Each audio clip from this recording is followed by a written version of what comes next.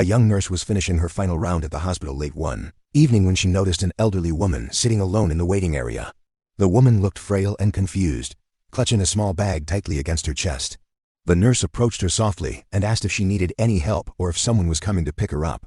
The old woman looked up with tired eyes and explained that her ride had never arrived and she had no money for a taxi home. The nurse glanced at the clock, knowing her shift had ended and she had her own exhausted body to rest. But something in the woman's eyes made her pause and sit down beside her instead. She told the old woman not to worry and that she would drive her home herself after grabbing her things. The woman protested weakly, saying she didn't want to be a burden to anyone, especially a stranger. The nurse smiled gently and said that kindness was never a burden and she would be happy to help.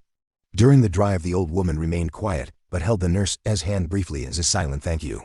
When they arrived at a small, modest house, the nurse helped her to the door and made sure she got inside safely. The old woman whispered that she hadn't felt cared for like this since her husband passed away many years ago.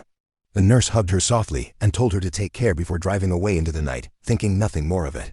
Several years passed and the nurse continued working long shifts, helping whoever crossed her path without expecting anything back.